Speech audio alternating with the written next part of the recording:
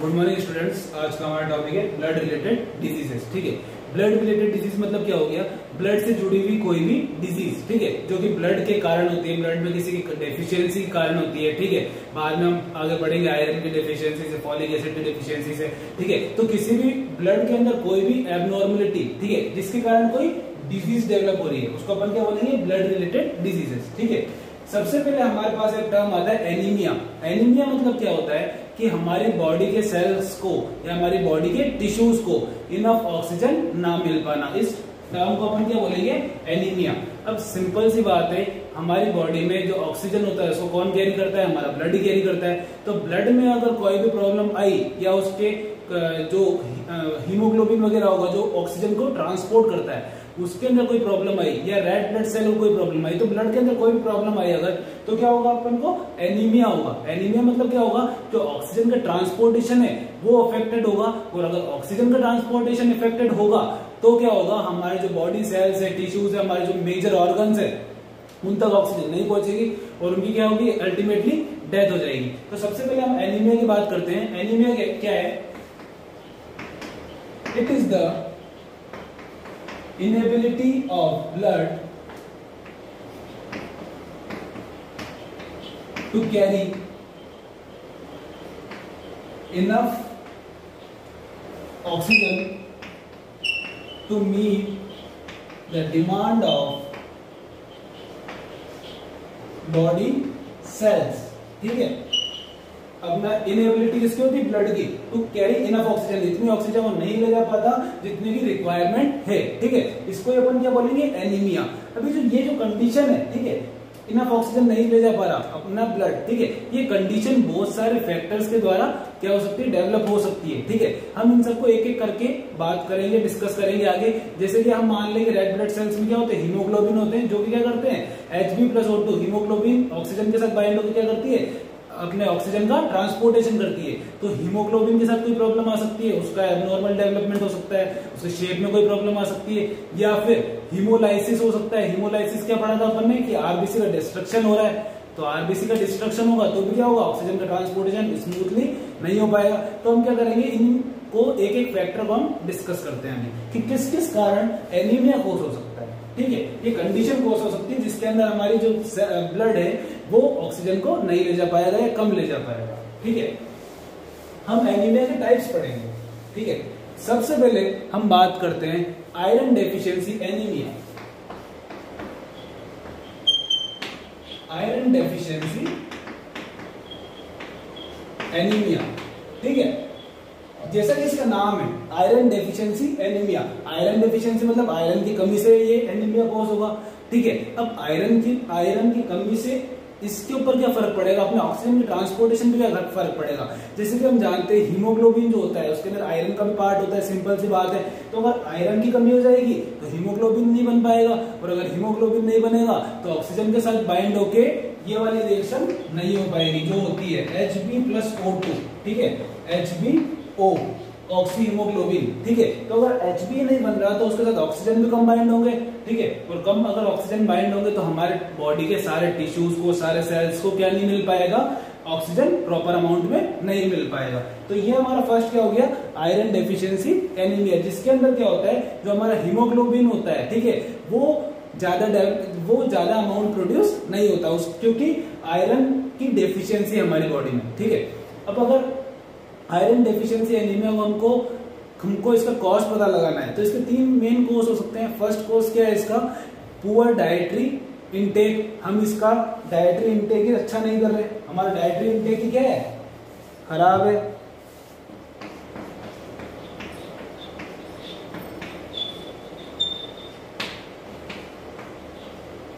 ठीक है, सेकेंड हम बात कर सकते हैं माल एब्जॉर्प्शन की। ये जो एब्जॉर्प्शन होता है स्टमक में, ड्यूडेनम में, स्मॉल इंटेस्टाइन के जेजुनम में, ठीक है, वहां पे उसका जो एब्जॉर्प्शन है उसमें कोई दिक्कत आ रही है, ये प्रॉब्लम क्या आ सकती है?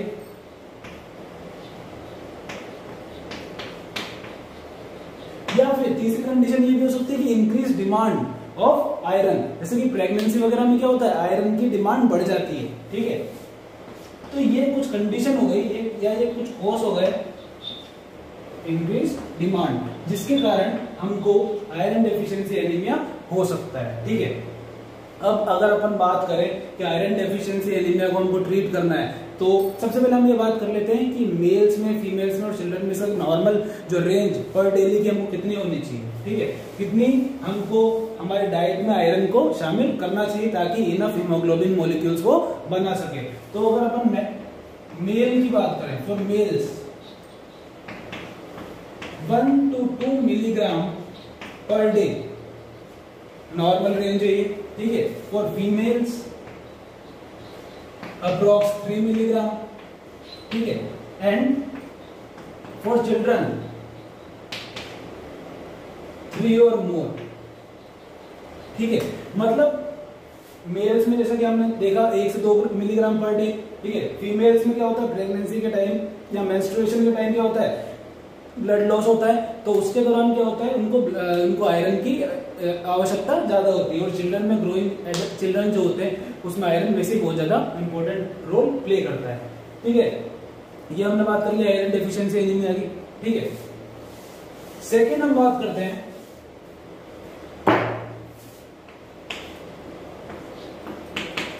Vitamin B12 deficiency. ठीक है, जैसे कि हमने पढ़ा था जब हम इरिथ्रोसाइट रेड ब्लड सेल पढ़ रहे थे कि विटामिन B12 एंड B9 ये किसके लिए रिस्पॉन्सिबल होते हैं, maturation of RBC. RBC cells को जो हमने पढ़ा था प्रो इरिथ्रोब्लास्ट, इरिथ्रोब्लास्ट पूरी एक लाइफ साइकिल थी। ठीक है, तो इमैच्योर रेड ब्लड सेल्स को मैच्योर रेड ब्लड सेल्स में कन्वर्ट करने के लिए एक विटामिन B12 और एक विटामिन B9 फॉलिक एसिड बहुत ज्यादा इंपॉर्टेंट रोल प्ले करते हैं। ठीक है, तो अगर विटामिन B12 की डेफिशिएंसी होगी तो क्या होगा, जो इमैच्योर रेड ब्लड सेल्स थे वो मैच्योर नहीं हो पाएंगे और उनका जल्दी से क्या हो जाएगा, डिस्ट्रक्शन हो जाएगा। तो ठीक है, तो विटामिन जब B12 डेफिशिएंसी होती है तो क्या होता है, इमैच्योर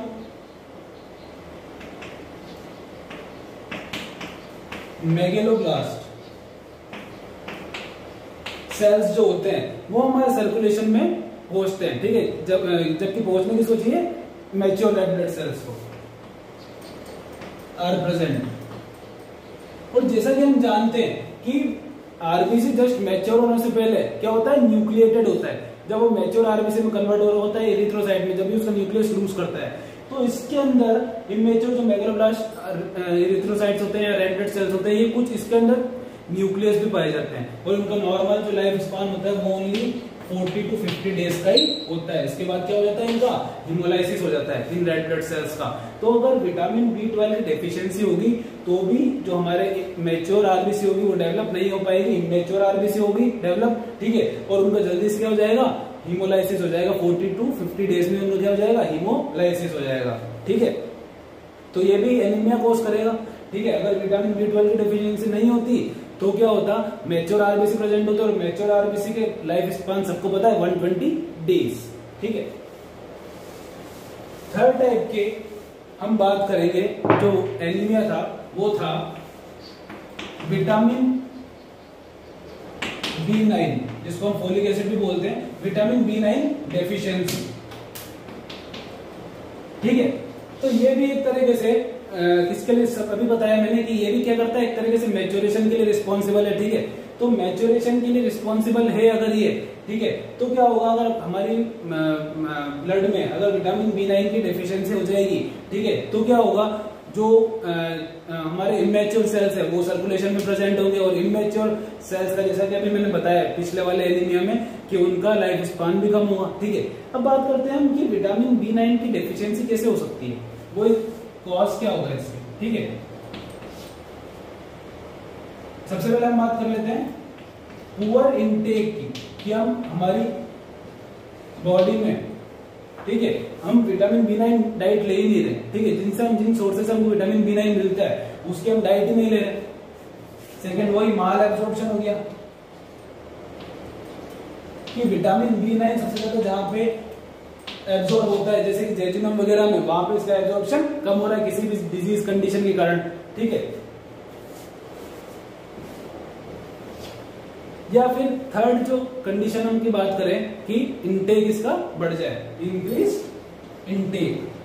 ठीक है, तो इसको ट्रीट करने का या इसको क्योर करने का एक ही तरीका है कि हमको हमारी डाइट में क्या शामिल करना है, विटामिन B9 की डाइट शामिल करनी है, या फिर जो अंडरलाइंग कोज है जिसके कारण विटामिन B9 की डेफिशिएंसी हो रही है उसको हमको क्या करना है, पूरा करना है। ठीक है,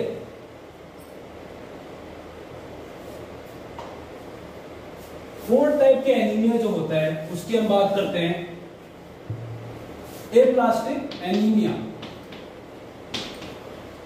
ठीक है,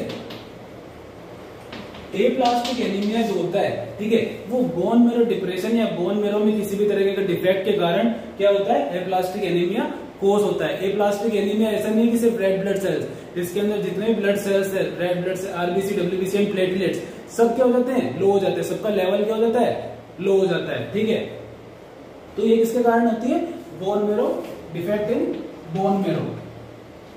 ठीक है,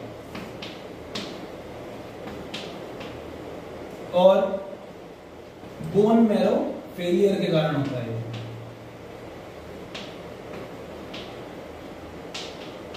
ठीक है, जिससे कि अभी मैंने बताया कि क्या हो जाएगा इसमें,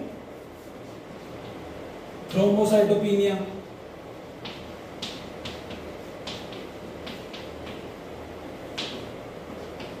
और ल्यूकोपिनिया भी साथ में इसमें हो जाएगा। ये हम पढ़ेंगे ये कंडीशंस क्या होती है। थ्रोम्बोसाइटोपिनिया मतलब थ्रोम्बोसाइट्स का लेवल कम हो जाना, ल्यूकोपिनिया मतलब व्हाइट ब्लड का सेल्स का काउंट कम हो जाना नॉर्मल से, जो नॉर्मल रेंज है। ठीक है, तो रेड ब्लड सेल्स क्योंकि बोन मेरो का ही क्या हो रहा है, डिप्रेशन हो रहा है, कोई भी फॉल्ट आ रहा है इसके अंदर या फेलियर हो रहा है, तो बोन मेरो रिस्पॉन्सिबल होती है सारे सेल्स को बनाने के लिए। तो इसके अंदर इस कंडीशन को, ये जो कंडीशन है, ठीक है, इस कंडीशन को अपन बोलते हैं पैनसाइटोपिनिया। ठीक है, जिसके अंदर सारे ब्लड सेल्स का लेवल क्या हो जाता है, लो हो जाता है। ठीक है, ये हो गया अपना aplastic anaemia.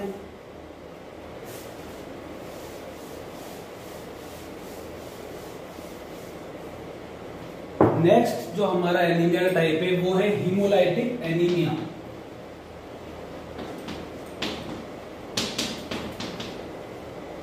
Haemolytic anaemia, haemolytic मतलब अपन को पता है हीमोलाइसिस होना, रेड ब्लड सेल्स का क्या होना, डिस्ट्रक्शन होना टाइम से पहले ही, या उनका लाइफ स्पान पूरा भी नहीं हुआ तो भी क्या हो रहा है, उनका डिस्ट्रक्शन होना।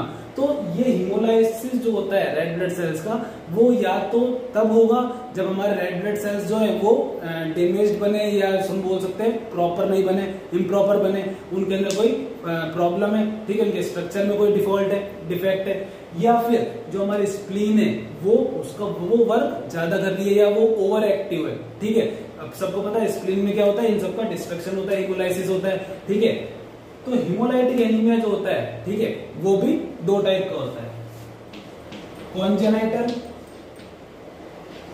And second one is acquired. ठीक है, कॉन्जेनाइटल अपन सबको पता है हेरिडिटरी, ठीक है, जो हमको हमारे पेरेंट्स से मिले हैं, ठीक है, जो हमारे जीन्स में, जो हमारे हेरिडिटी में जो पास हुए हैं कैरेक्टर, और एक्वायर्ड जो हमको रेशियल वगैरह फैमिली कैरेक्टर से बिल्कुल अलग है, कोई दूसरे फैक्टर्स होते हैं इसके अंदर जो भी हम डिस्कस करेंगे, उसके कारण हमको हीमोलाइटिक एनीमिया कोज हुआ है। तो सबसे पहले हम कॉन्जेनाइटल की बात कर लेते हैं। First one is sickle cell anaemia. ठीक है, तो सिकल सेल एनीमिया मतलब क्या हुआ, इसके अंदर जो हमारे रेड ब्लड सेल्स होते हैं उनकी नॉर्मल शेप से वो कुछ ऐसे हो जाते हैं, उनका शेप सिकल जैसा हो जाता है। सिकल मतलब सब में समझते ही होंगे, खेत में जब अपन जो पौधे वगैरह या कुछ कीट वगैरह अपन दूसरे जो अनवांटेड प्लांट्स काटते हैं, ठीक है, यूं जिसको आगे से यूं मुड़ा रहता है, ठीक है, धारी से, वो सिकल शेप के रेड ब्लड सेल्स हो जाते हैं, जिसके कारण क्या होता है, उनका प्रॉपर फ्लो नहीं हो पाता, या ऑब्स्ट्रक्शन कोज करते हैं वो, उस जगह क्लॉटिंग भी हो सकती है, ठीक है, क्लम्पिंग वगैरह भी हो सकती है। तो कुल मिला के जैसे रेड ब्लड सेल्स स्मूथ होते हैं, आराम से फ्लो करते रहते हैं, जब उनका शेप बाइकॉन के नॉर्मल होता है, उसके बजाय इनका शेप कैसा हो गया है, सिकल सेल जैसा हो गया है। इस सेल का नाम क्या दे दिया इन्होंने, सिकल। ठीक है, इस शेप की हो गई। उसके बाद क्या होगा कि अब अगर सिकल सेल एनीमिया होता है तो उसके कारण क्या होगा, जैसे कि मैंने बताया कि क्लॉटिंग हो जाएगी।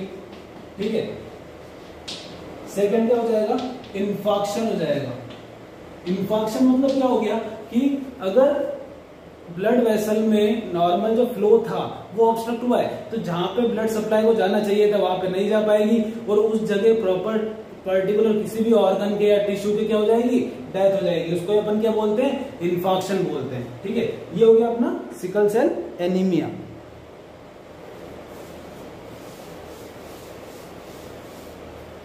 सेकेंड हम बात करते हैं जो हमारा कॉन्जेनाइटल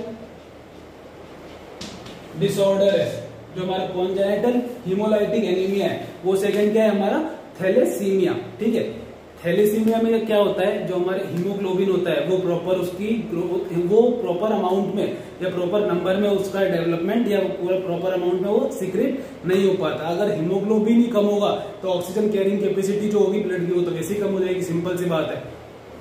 ठीक है, तो क्या हो गया, इन दिस कंडीशन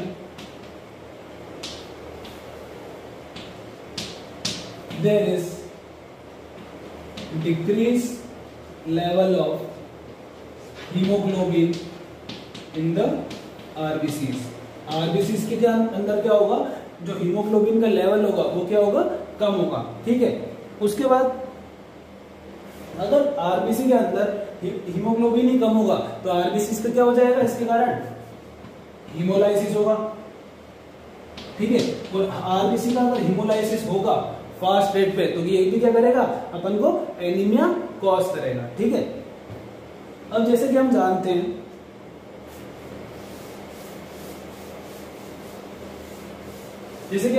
हैं जो हमारा हीमोग्लोबिन होता है, ठीक है, उसके अंदर दो चेन से मिलकर बना होता है हीमोग्लोबिन अपना। ठीक है, एक होती है अल्फा, एक होती है बीटा चेन। ठीक है, अब अगर हीमोग्लोबिन में अल्फा ही नहीं बन रहा तो उसको अपन क्या बोलेंगे, अल्फा का अगर नहीं बन पा रहा तो उसको हम बोलेंगे अल्फा थैलेसीमिया, और अगर बीटा का प्रोडक्शन नहीं हो रहा तो उसको हम क्या बोलेंगे, बीटा थैलेसीमिया। ओके, ये हो गया। उसके बाद ये हमारा थैलेसीमिया सबको समझना है, जिसके अंदर हीमोग्लोबिन का एब्नॉर्मल प्रोडक्शन होता है या कम अमाउंट में हीमोग्लोबिन हमारा प्रोड्यूस होता है। ठीक है, उसके बाद हमने पिछले वीडियो में हमारे एक डिजीज पढ़ी थी, हीमोलाइटिक डिजीज।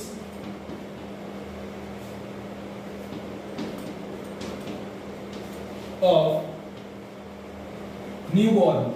ठीक है, जिसके अंदर क्या केस था कि जो मदर थी वो नेगेटिव थी। ठीक है, RH नेगेटिव, और जो चाइल्ड था वो क्या था, RH पॉजिटिव थी। तो मदर ने क्या करा था, RH पॉजिटिव के खिलाफ एंटी RH एंटीबॉडीज बना ली थी। ठीक है, तो ये हम पढ़ ही चुके हैं। ठीक है, इसको आगे हमने डिस्कस कर ही लिया है। ठीक है, तो ये क्या होगा, कॉन्जेनाइटल की बात करी थी हमने। कॉन्जेनाइटल में फर्स्ट हमने क्या पढ़ा, सिकल सेल एनीमिया, सेकंड हमने क्या पढ़ा, थैलेसीमिया, और थर्ड हमने क्या पढ़ा, हीमोलाइटिक डिजीज ऑफ न्यूबॉर्न। अब हम बात कर लेते हैं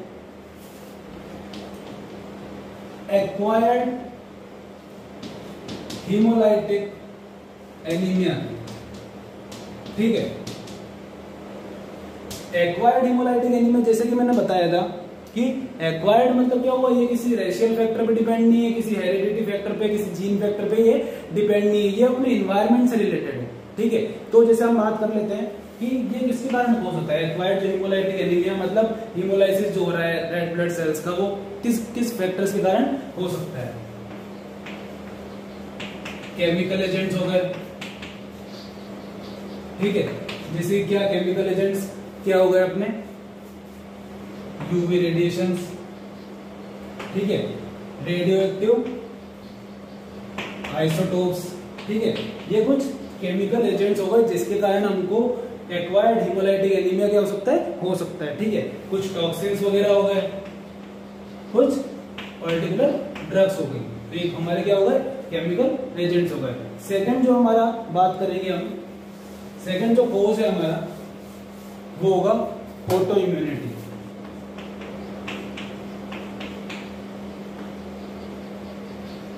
इस कंडीशन के अंदर क्या होता है, हमारी जो बॉडी होती है वो हमारे रेड ब्लड सेल्स के खिलाफ क्या बना लेती है, एंटीबॉडी बना लेती है। ठीक है, उनको ऑटो इम्यून डिसऑर्डर्स की हम आगे बात करेंगे अपने हमारे आगे फर्दर लेक्चर्स में, कि हमारे जो इम्यून सिस्टम है वो हमारे नॉर्मल रेड ब्लड सेल्स के लिए क्या बना लेगा, एंटीबॉडीज बना लेगा और लगातार क्या करेगा, उन्हीं रेड ब्लड सेल्स पर अटैक करेगा, जिससे कि लास्ट में क्या होगा, फर्दर किसी भी पर्सन की डेथ हो जाएगी। ठीक है, और थर्ड जो इसका पढ़ेंगे हम, ठीक है, वो पढ़ेंगे हम कॉज ब्लड ट्रांसफ्यूजन रिएक्शन।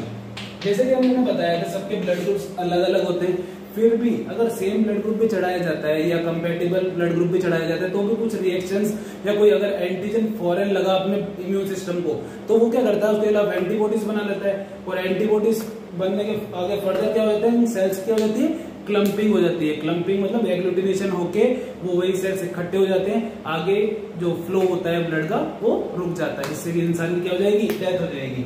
तो तीन हमने कॉज पढ़ लिए किसके, एक्वायर्ड हेमोलाइटिक एनीमिया के। फर्स्ट कॉज हमने पढ़ा केमिकल एजेंट्स पढ़ लिए, सेकंड हमने पढ़ा ऑटो इम्यून, जिसके अंदर हमारी बॉडी जो होती है, हमारा जो इम्यून सिस्टम होता है वही अपने आरबीसी को अटैक करता है। थर्ड के हमने पढ़ लिया ब्लड ट्रांसफ्यूजन रिएक्शंस। ठीक है, अब एक कंडीशन आती है हमारे सामने, पॉलीसाइथीमिया। ठीक है, पॉलीसाइथीमिया क्या होता है, large number of red blood cells in our circulation.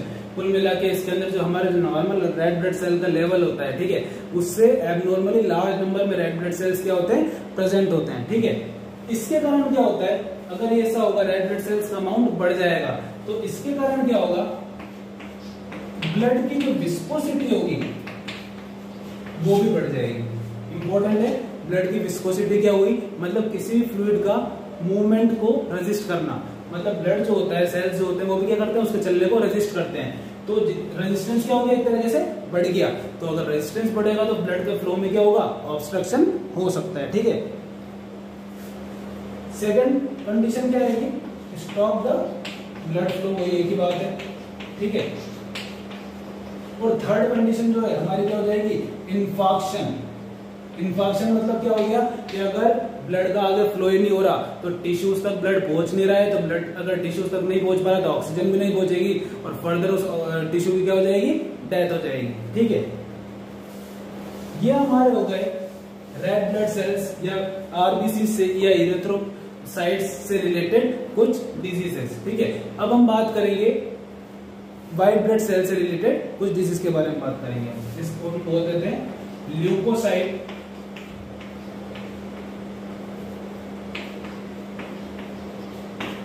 Disorder. ठीक है, ल्यूकोसाइट्स डिसऑर्डर। ठीक है, अब सबसे पहले फर्स्ट में हम बात कर लेते हैं, हमारा जो नॉर्मल ल्यूकोसाइट्स का जो रेंज होता है वो कितना होता है, 4500 से 11,000। ठीक है, अब सब जितने भी लोग होते हैं, जितने भी बच्चे होते हैं, वो क्या करते हैं, इसका नॉर्मल ये फिगर याद रखते हैं, इसकी यूनिट पे कोई ध्यान नहीं देता। इसकी यूनिट होती है पर microlitre, not millilitre, microlitre. And हमको यहाँ पे समझने वाली बात ये है कि 1 litre is equal to 10⁻⁶ microlitre. ठीक है, तो अगर हमको इसको लीटर में भी कन्वर्ट करना है, ये इसमें यूनिट है इसकी माइक्रोलीटर में, तो अगर हमको इस फिगर को लीटर में भी कन्वर्ट करना है तो ये फिगर कितना हो गया, 4.5 इंटू 11,000 इंटू 11.0। ठीक है, इंटू 10⁻⁹। ठीक है, कैसे हुआ ये, 1 लीटर में कितने माइक्रोलीटर्स हो गए, 10⁻⁶ हो गए। और हमने क्या करा, अब इस इन जीरोस के यहाँ पे हमने टू द लेफ्ट साइड हमने आगे पॉइंट बढ़ाया है, तो 4.5 3 डिजिट्स है यहाँ पे, तो 4.5 और इधर भी 3 डिजिट 11.0।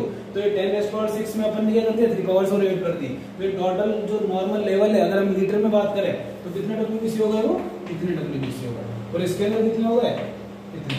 तो अगर हम माइक्रोलीटर में देखें तो 4500 से 11,000 डब्ल्यूबीसी पर माइक्रोलीटर। अगर हम लीटर में देखें तो 4.5 to 11 इंटू 10⁻⁹ डब्ल्यूबीसी पर लीटर। 1 लीटर में इतने डब्ल्यूबीसी हमारे सामने होते हैं। ठीक है, ये तो बात हो गई नॉर्मल ल्यूकोसाइट्स की। ठीक है, अब हम बात करते हैं ल्यूकोपीनिया क्या होता है।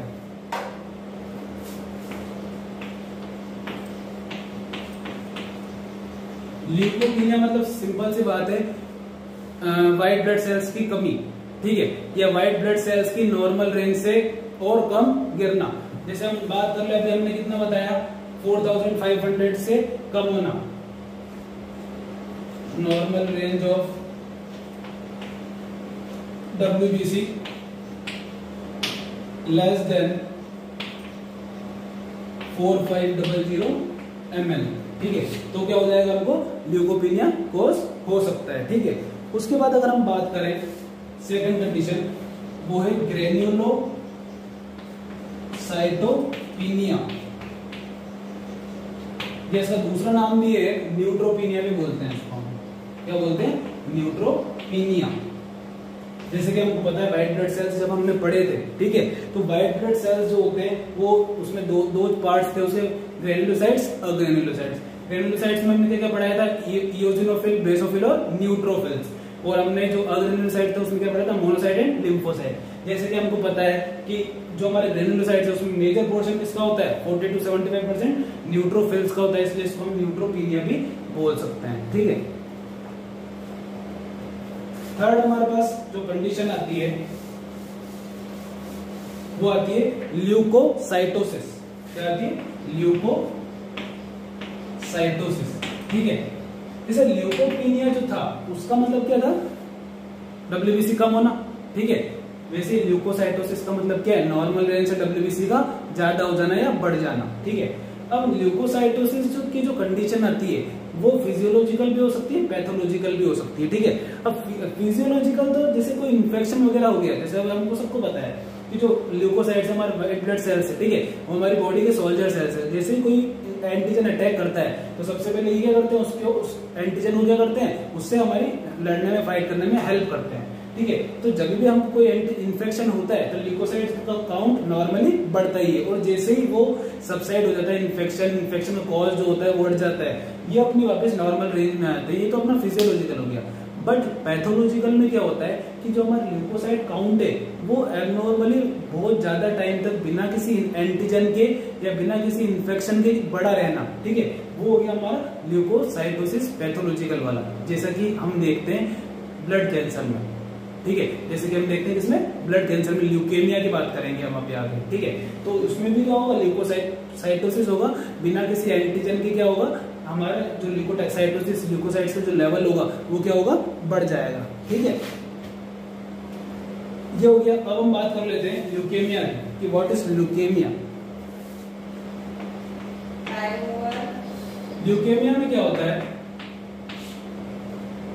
कि ये मैलिग्नेंट एबनॉर्मल ग्रोथ होती है व्हाइट ब्लड सेल्स की। यूं हम बोल सकते हैं इसको कि जो हमारे जो ब्लड सेल्स होते हैं उनका एक प्रॉपर ग्रोथ एंड डेवलपमेंट का पीरियड भी हो सकता है, उनका एक मतलब रेंज जो है वो फिक्स है। जैसे कि हमारे हाथ है, हाथ के जो सेल्स है उनकी ग्रोथ फिक्स है कि इस पर्टिकुलर एरिया में मिलियंस ऑफ सेल्स होंगे। ऐसा नहीं है कि इस पर्टिकुलर एरिया में मिलियन की जगह ट्रिलियंस ऑफ सेल्स हो गए तो वो अलग सा उभर जाएगा, ठीक है। वैसे ही हमारे ब्लड में जो WBC होती है उसका एक नॉर्मल रेंज है, बट बहुत लंबे टाइम तक ल्यूकोसाइटोसिस होना या उनका लेवल या उनका नंबर बढ़ जाना, वो क्या हो जाता है हमारा, वो हमारा कहता है ल्यूकेमिया, ठीक है। It is an malignant overgrowth of white blood cells, ठीक है। ये भी ल्यूकेमिया, ये भी जो हमारे ये होगा, ल्यूकेमिया की जो कंडीशन होगी ये भी दो टाइप की होगी, एक्यूट एंड क्रोनिक। इसके बारे में हम फर्दर आगे डिटेल में पढ़ेंगे, बट हमको अभी ये पता होना चाहिए ल्यूकेमिया जो होता है वो क्या होता है, मैलिग्नेंट ओवरग्रोथ हो जाती है हमारी WBC की। जैसे भी नॉर्मल जो सेल्स होते हैं उनके ओवरग्रोथ, वैसे ही WBC के क्या हो जाता है, जो नंबर होता है वो क्या हो जाता है हमारी बॉडी में बढ़ जाता है, ठीक है। ये हो गया ल्यूकेमिया, एक कंडीशन है। अब हमने रेड ब्लड सेल से रिलेटेड डिजीज पढ़ ली, व्हाइट ब्लड सेल से रिलेटेड डिजीज पढ़ ली। अब हम जो प्लेटलेट्स है उससे रिलेटेड एक टर्म आता है हमारे पास, थ्रोम्बोसाइटोपिनिया, ठीक है। थ्रोम्बोसाइटोपिनिया मतलब क्या हो गया, थ्रोम्बोसाइट्स या प्लेटलेट्स का नॉर्मल रेंज से, जो उनका नॉर्मल रेंज होते हैं उससे लेवल फॉल होना। नॉर्मल जो थ्रोम्बोसाइट्स का जो नॉर्मल लेवल था वो कितना होता है,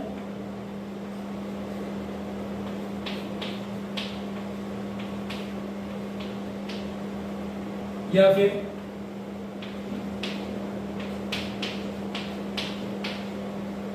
पर माइक्रोलीटर, ठीक है। अब 1.5 से कम होना इसका लेवल थ्रोम्बोसाइट्स का, वो क्या कहलाता है, थ्रोम्बोसाइटोपिनिया, ठीक है।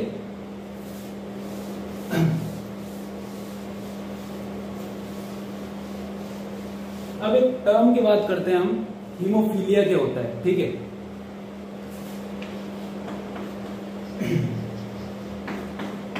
हीमोफीलिया, ठीक है, जैसे कि हमको पता है जो क्वीन विक्टोरिया थी, ठीक है, उनकी फैमिली में ये डिजीज सबसे पहले पाई गई थी। इस डिजीज के अंदर क्या होता है, जो भी अफेक्टेड पीपल होते हैं उनके अंदर ब्लड का क्लॉटिंग नहीं हो पाती, कहीं पे भी अगर इंजरी हुई तो लगातार कंटिन्यू क्या होता है, ब्लड फ्लो करता रहता है बाहर इंजरी के साइड से, और इसके कारण हमारी डेथ भी हो सकती है, ठीक है। तो जो हीमोफीलिया है, ठीक है, ये सेक्स लिंक डिजीज है। इसका मतलब ये हुआ कि फीमेल्स जो होती है वो तो इससे कैरियर होती है, फीमेल्स इससे अफेक्टेड नहीं होती, बट जो मेल्स होते हैं वो इससे ओनली अफेक्टेड होते हैं, ठीक है। तो इस कंडीशन में क्या होता है, जो क्लोटिंग फैक्टर्स है हमारे ब्लड के अंदर, जो क्लोटिंग फैक्टर्स होते हैं, ठीक है, वो प्रॉपर काम या तो वो अब्सेंट होते हैं बिल्कुल, या फिर वो लेस होते हैं, जिसके कारण जो क्लोटिंग होनी चाहिए थी ब्लड की वो नहीं हो पाती। ये क्या कहलाता है, हमारा हीमोफीलिया कहलाता है। अब ये भी दो टाइप का होता है, haemophilia A and haemophilia B. हमने बहुत सारे क्लॉटिंग फैक्टर्स की बात करी थी 1 to 13 तक की, ठीक है। तो अलग अलग क्लॉटिंग फैक्टर रिस्पॉन्सिबल होते हैं क्लॉटिंग के लिए, ठीक है। तो हीमोफीलिया जो ए टाइप है, इसके अंदर जो 8th फैक्टर है, ठीक है, वो 8th फैक्टर जो होता है वो क्या होता है, या तो एब्सेंट होता है या लो होता है। और इसके अंदर हीमोफीलिया बी जो होता है, इसके अंदर जो क्रिसमस फैक्टर होता है, ठीक है, उसका लेवल क्या होता है, लो होता है, ठीक है। आज हमने क्या पढ़ा है, ब्लड से रिलेटेड जितनी भी डिजीज पढ़ी है, इसको अगर आपको इसको अपन को ध्यान से पढ़ना है, ठीक है, और इसको हमको अच्छे से रिवाइज करते रहना है, ठीक है। अगर आपको वीडियो पसंद आया तो please like, subscribe and share करना ना भूलो। Thank you.